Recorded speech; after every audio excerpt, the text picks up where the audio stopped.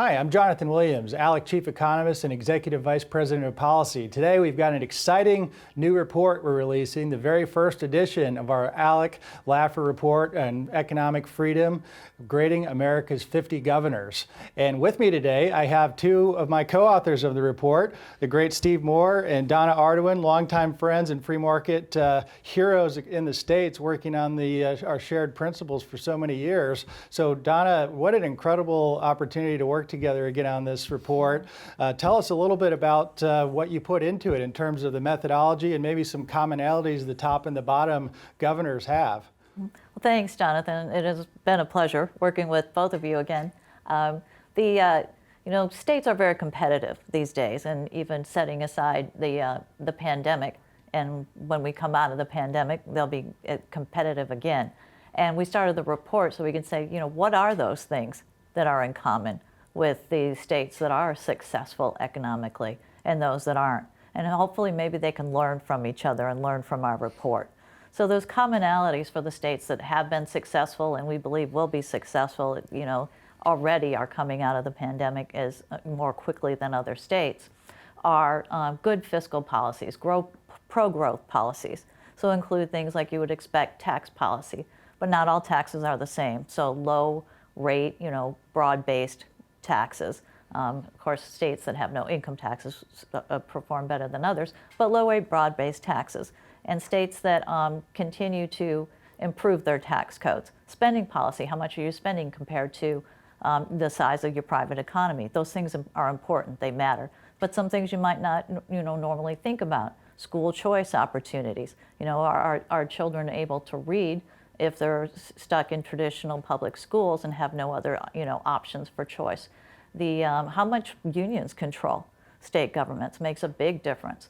Welfare dependency, whether the states expanded Medicaid or not. Those things all factor in. And then going into the pandemic, whether or not they were prepared, states should be putting money away because there's always going to be a rainy day, and the economy was going gangbusters before the pandemic.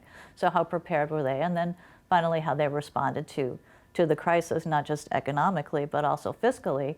Are they getting their fiscal house in order and balancing their budgets, or are they going to kick the can down the road?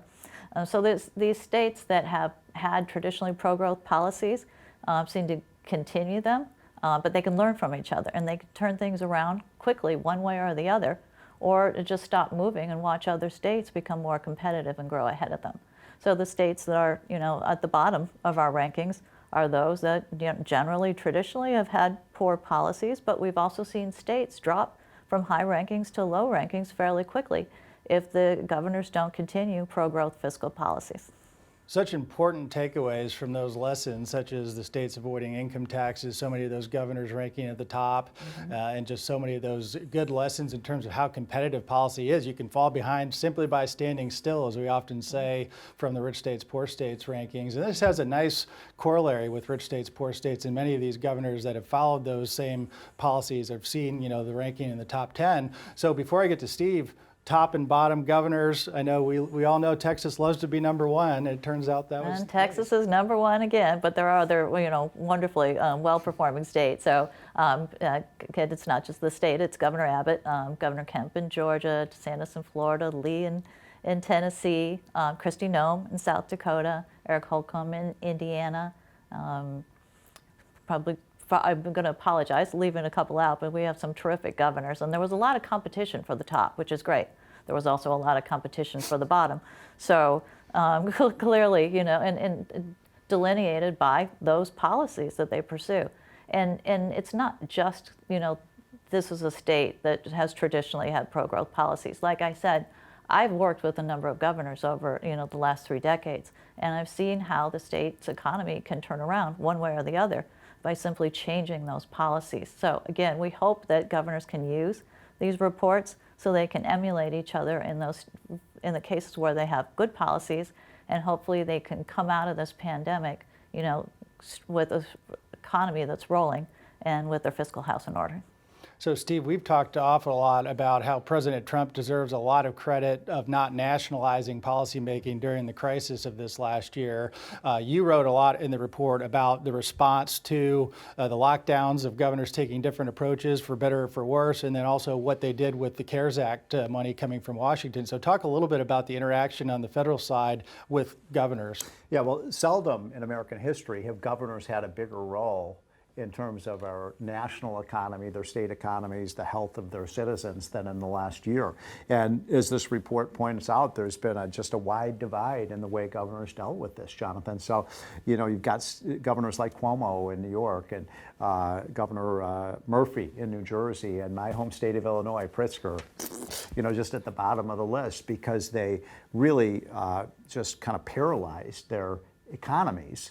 And they didn't protect their vulnerable folks. And one of the lessons of the last year is that strict lockdowns really, and shutting down your businesses and your schools and your churches did not have a positive effect in terms of promoting the health of people. So, if you just look at the states that we ranked highly in this report, guess what? I don't think it's coincidence, but we didn't take this into account. But states with the highest unemployment rates now are the ones that got the worst grades in our report. States like New York and New Jersey and Connecticut and Rhode Island and Illinois and Michigan did a really poor job. So you have to balance, obviously, the health of your citizens versus the policies that can keep your state functioning. I mean, you can't have a society if you don't have businesses and you don't have jobs and you don't have commerce flowing. And so you look at these states like Texas and Florida and Georgia and Utah and Idaho, and you see a real revival of their economy, in no small part because of wise decisions that these governors made. And by the way, it's also true that those states now are in much better fiscal health because if you've got people working, you've got businesses, functioning, if you've got commerce flowing in those states, it generates tax revenues. Whereas, as I always say, it's so sad for me to go to New York City or to Chicago, my hometown, or Los Angeles, San Francisco, Minneapolis, and you see these states, these cities that are just completely, boarded up.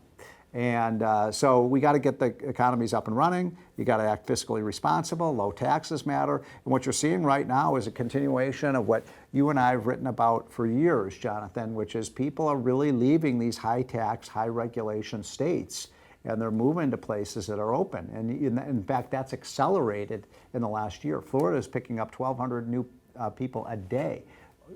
Texas is gaining 800 people a day. North Carolina is picking up people. So is Tennessee. What do they have in common? They're low-tax states that handled the crisis well. Great points. And, actually, I just wrote in the Wall Street Journal talking about how if we compare spending, because this goes back to the spending side of the equation, the governors, let's say Governor Cuomo in New York, if he just spent at the per capita level that Governor DeSantis in Florida spends, New York would save something like $60 billion a year nearly, and it would solve all of their budgetary problems, and there would be no need for this idea of a federal bailout. So talk a little bit, you and I have talked a lot about this. I know our ALEC members have been very strong in saying thanks but no thanks. The federal bailout is not the right solution when it comes to federalism or fiscal responsibility. So talk about how that plays in with the governors, because it seems to me so many of our top-rated governors are saying thanks. Well, first but of no all, thanks. thank you to ALEC for playing the lead role, a lead role in trying to stop a big $500 billion to $1 trillion blue state bailout, which would be, number one, unfair to the states that have acted responsibly, right? The states like Utah and Idaho and South Dakota and other states that have done the right thing. They've, sucked in their stomach, tightened the belt, and a lot of those states have surpluses. Now they have to turn around and pay more taxes to pay for the bad decisions in New York, New Jersey, Illinois, Michigan. No, that's not fair, and it's not good policy. And so you guys have done a great job at blocking that. And it never makes sense for the federal government to be bailing out states. But I would say one other thing that, look at these governors. One of the reasons this governor's report is important is, governors are oftentimes, the next in line to be president, and you're going to see a lot of these people like Polis, a Democrat who, probably has his eyes on the White House. He wants to cut taxes, yeah. And he's been very good. And then you've got, people like DeSantis has done a fantastic job. I hear a lot of people talking about Kristi Noem, kind of a superstar in the making. If you get a good governor, that sometimes these chief executives make pretty good chief executives for the United States as well.